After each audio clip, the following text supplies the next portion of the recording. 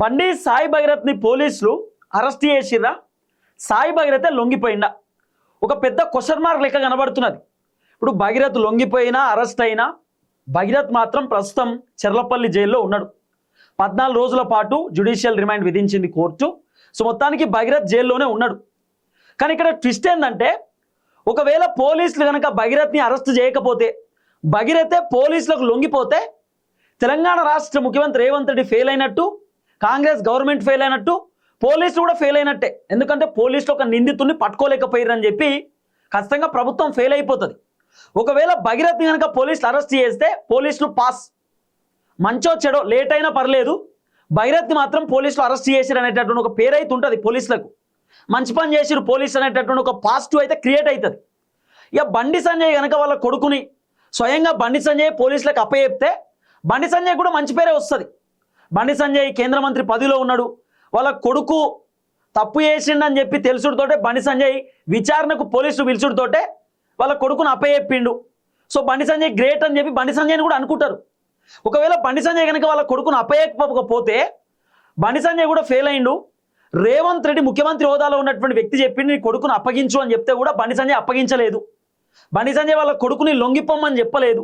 కాబట్టి బండి సంజయ్ కూడా ఫెయిల్ అయిందని చెప్పి మాట్లాడుకుంటారు. కానీ బండి సంజయ్ చెప్తున్నటువంటి మాట ఏంది? నా కొడుకుని నేనే అప్పగించిన పోలీసులకు, నా కొడుకు స్వచ్ఛందంగా విచారణకు పోయిండు, నా కొడుకు లొంగిపోయిండని చెప్పి బండి సంజయ్ చెప్తున్నటువంటి మాట. తెలంగాణ రాష్ట్ర ముఖ్యమంత్రి రేవంత్ రెడ్డి బండి సాయి భగీరథ్ అరెస్టు గురించి ఆయన స్పందించిండు, మాట్లాడిండు మీడియాతో. బండి సాయి భగీరథ్ను పోలీసులు అరెస్ట్ చేసిరు. అప్పా జంక్షన్ దగ్గర పోలీసులు కాసుకొని కూర్చున్నారు. వెహికల్స్ ఎంక్వైరీ చేస్తుంటే, వెహికల్స్ చెక్ చేస్తుంటే భగీరథ్ కంటపడ్డాడు. భగీరథ్ని పోలీసులు అరెస్ట్ చేసి నార్సింగ్ పోలీస్ స్టేషన్ తీసుకుపోయారు. అక్కడ నుండి పేట్ బషీర్బాగ్ పోలీస్ స్టేషన్ తీసుకుపోయారు. అరెస్ట్ చేసి జైల్లో పెట్టిరని చెప్పి రేవంత్ రెడ్డి చెప్తున్నటువంటి మాట. రేవంత్ రెడ్డి ఏమో భగీరథ్ని అరెస్ట్ చేసిరని చెప్తున్నాడు. బండి సంజయ్ ఏమో నా కొడుకుని పోలీసులు అరెస్ట్ చేయలేదు, నేనే నా కొడుకుని పోలీసులకు అప్పచెప్పినా అని బండి సంజయ్ చెప్తున్నాడు. మరి ఇద్దరిలో ఎవరు మాటలు నమ్మాలనేది ఇప్పుడు పెద్ద క్వశ్చన్ మార్క్. రేవంత్ రెడ్డి గనక నిజంగా ఆయన చెప్పినట్టు పోలీసులు అరెస్ట్ చేస్తే వెరీ గుడ్. పోలీసులు అరెస్ట్ చేయలేదు, భగీరథే లొంగిపోయిందంటే ఇంకా పోలీసులు ఉండి వేస్ట్. తెలంగాణలో రేవంత్ రెడ్డి హోమ్ మినిస్టర్ ఉండి వేస్ట్, ఆయన ముఖ్యమంత్రి పదవిలో ఉండి వేస్ట్, కాంగ్రెస్ గవర్నమెంట్ ఉండి కూడా వేస్టే. ఎందుకంటే నిందితుడిని 8 రోజుల దాకా పోలీసులు అరెస్ట్ చేయలేదంటే ఏంది? నిందితుడే ఇక పోలీసులు నన్ను అరెస్ట్ చేసేటటువంటి అవకాశం లేదని నిందితుడే పోలీసులకు దొరికిపోయిందంటే ఇంకేముంటుంది? తెలంగాణ రాష్ట్ర ముఖ్యమంత్రి బండి సాయి భగీరథ్ అరెస్ట్ గురించి మాట్లాడిండు. ఏం మాట్లాడిండో ఒకసారి ఈ వీడియో అయితే వినండి. ఒకవేళ సరెండర్ చేస్తే వాళ్ళ పిల్లవాడిని వాళ్ళ ఇంట్లో పెట్టుకొని పోలీసులను పిలిపించి అప్పచెప్తారు. అప్పజెన్షన్ నీళ్ళ నా ఇళ్ళ రోడ్డు మధ్యలో పోలీసులు నాకాబందీ చేసి వెహికల్స్ ని చెక్ చేస్తున్నప్పుడు అప్పా జంక్షన్ లో బండి భగీరథ పోలీసులకు చిక్కిండు. ఇది మా పోలీసులు నాకు చెప్పింది. నిజంగానే అతన్ని సరెండర్ చేసేది ఉంటే అతను ఎక్కడున్నాడు అక్కడికి ఈడ మా అబ్బాయి ఉన్నాడు, మీరు వచ్చి పోలీసులు ఇతన్ని సరెండర్ చేసుకోండి అని చెప్పింది అనుకోండి, అప్పుడు మనం సరెండర్ అనుకోవచ్చు. రోడ్డు మధ్యలో పోలీసులు అతన్ని కస్టడీలోకి తీసుకొని మేము అరెస్ట్ చేసినాం అని పోలీసులు చెప్తుంటే నేను పోలీసుల మాట నమ్మాలనా లేకపోతే రాజకీయ నాయకుల మాట నమ్మాలనా? మీరు చెప్పండి. విన్నారు కదా ముఖ్యమంత్రి చెప్తున్న మాట ఏంది? భగీరథ్ను పోలీసులు అరెస్ట్ చేసిర్రు, భగీరథ్ లొంగిపోలే. నార్సింగి పోలీస్ స్టేషన్ దగ్గర అప్పా జంక్షన్ దగ్గర భగీరథ్ని పోలీసులు అదుపులోకి తీసుకున్నారు. ముఖ్యమంత్రి రేవంత్ రెడ్డి చెప్తున్న మాట. రేవంత్ రెడ్డి ఏమో భగీరథ్ని అరెస్ట్ చేసిరని చెప్తున్నాడు. బండి సంజయ్ అన్న ఏం చెప్తున్నా ఈ వీడియో కూడా వినాలి. సంజయ్ అన్న వర్షన్ కూడా ఒకసారి వినండి, మీకు చాలా గమ్మత్ అనిపిస్తుంది. ఒకసారి వినూరి.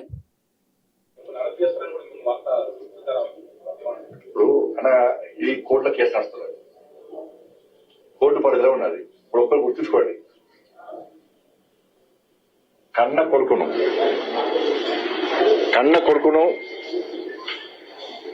ఓ తండ్రి పోలీసులకు స్వయంగా అప్పగించినటువంటి సందర్భం ఏదైనా ఉందా? వాళ్ళ కన్న కొడుకును నేను తీసుకుపోయి విచారణకు సహకరించాలని చెప్పి నాకు సమాచారం వచ్చిన వెంటనే నా కొడుకును అప్పచెప్పిన. విన్నారు కదా బండి సంజయ్ అన్నేమో ప్రెస్ మీట్లో నా కొడుకును నేను పోలీసులకు అప్పచెప్పిన, నా కొడుకు విచారణకు హాజరైండు, నా కొడుకు నిజాయితీగా విచారణకు పోయిండు, నేనే నా కొడుకుని పోలీసులకు అప్పచెప్పినా అని చెప్తున్నాడు. రేవంత్ రెడ్డి చెప్తున్న మాట ఏంది? పోలీసులు నాతో చెప్పిర్రు, మరి నేను పోలీసులు చెప్పింది నమ్మాలనా, రాజకీయ నాయకులు చెప్పింది నమ్మాలనా? పోలీసులు నాతో అన్నారు, మేమే పట్టుకున్నాం సార్, మేమే అప్పా జంక్షన్ దగ్గర అదుపులోకి తీసుకున్నామని చెప్పి నాతోటి చెప్పిర్రని చెప్పి రేవంత్ అన్న చెప్తున్న మాట. ఎవరిని నమ్మాలి? బండి సంజయ్ ఏమో ఆయన వర్షన్ ఆయన చెప్పుకుంటున్నాడు, రేవంత్ రెడ్డి ఆయన వర్షన్ ఆయన చెప్పుకుంటున్నాడు. అసలు ఏంది ఇప్పుడు? ఇది ఎంత గమ్మతుందంటే కథ, తెలంగాణ రాష్ట్ర ముఖ్యమంత్రి రేవంత్ రెడ్డి వేటివ్ న్యూస్కు సంబంధించినటువంటి కాన్క్లేవ్లో మాట్లాడతాడు.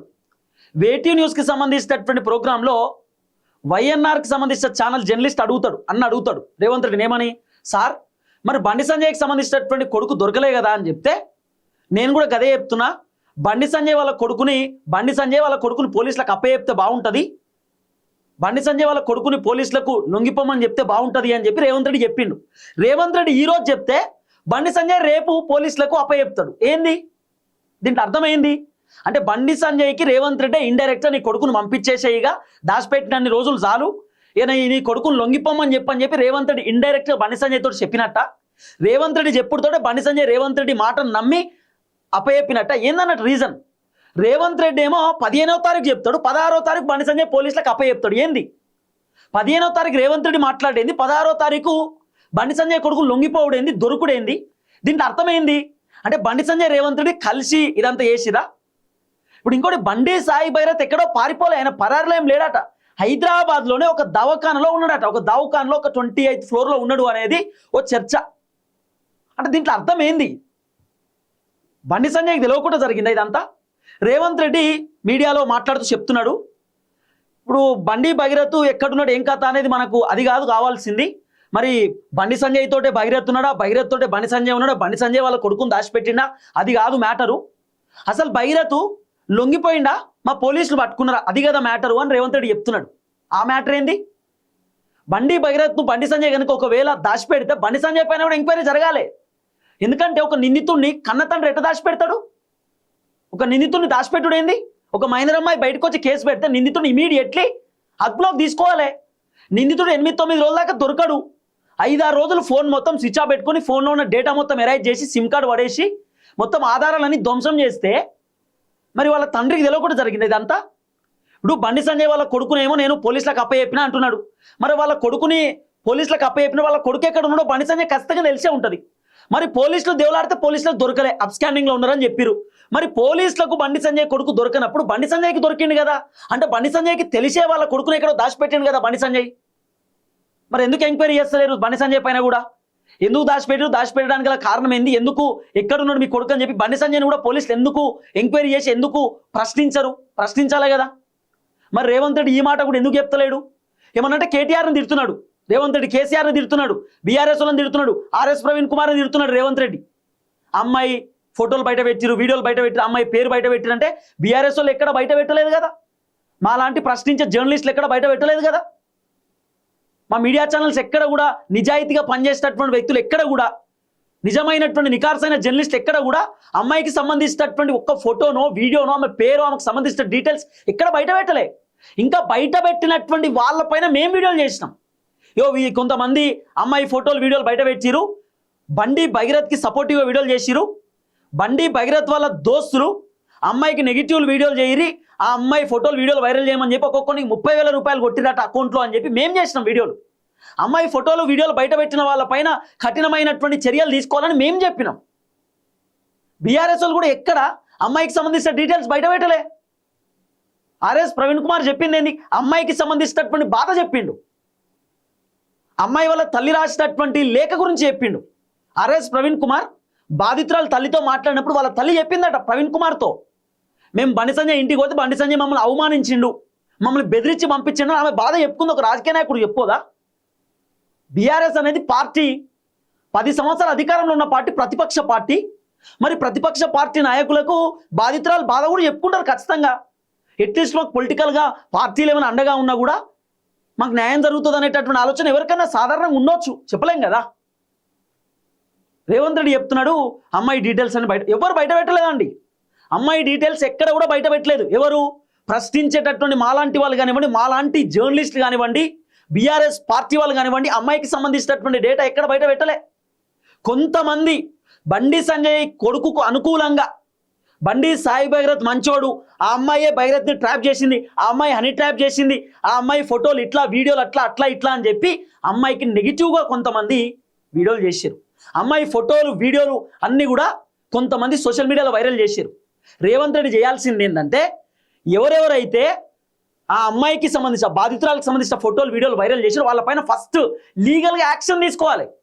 లీగల్గా యాక్షన్ తీసుకుంటూ బంద్ చేసి బీఆర్ఎస్ వాళ్ళు వైరల్ చేసిరు, మీకు సోషల్ మీడియా చూస్తే అర్థమవుతలేదా బీఆర్ఎస్ వాళ్ళు వైరల్ చేసిరా లేకపోతే బండి భగీరథ్ వాళ్ళ దోస్తులు కొంతమంది బండి భగీరథ్ వాళ్ళ సంబంధించినటువంటి కొంతమంది ఫ్యామిలీ మెంబర్సే ఇన్స్టా ఇన్ఫ్లుయెన్సర్స్కి 30,000 రూపాయలు అకౌంట్లో కొట్టి భగీరథ్కి పాజిటివ్ వీడియోలు చేయరి, భగీరథ్ మంచోడని చెప్పురి, మొత్తం అమ్మాయిదే తప్పని చెప్పురు అని చెప్పి వీడియోలు చెప్పించారు. స్క్రిప్ట్ పంపించి బండి భగీరథ్ వాళ్ళ కొంతమంది కుటుంబ సభ్యులే దగ్గరుండేటటువంటి వ్యక్తులే, అంటే కుటుంబ సభ్యులు ఇన్ కేస్ భగీరథ్కి సంబంధించిన వాళ్ళ ఫ్రెండ్స్ లేకపోతే కొంతమంది ఫ్యామిలీ మెంబర్స్ ఏదో దగ్గర ఉండేవాళ్ళు దూరం ఉండేవాళ్ళు వాళ్ళే ఇన్స్టా ఇన్ఫ్లుయెన్సర్స్కి పైసలు ఇచ్చి స్క్రిప్ట్ పంపించి భగీరథ్కి పాజిటివ్ వీడియోలు చేయరి, అమ్మాయికి నెగిటివ్ వీడియోలు చేయరు అని చెప్పి పైసలు పంపించారనేది ఒక పెద్ద చర్చ వినబడ్డది కదా, సోషల్ మీడియాలో రచ్చయింది కదా.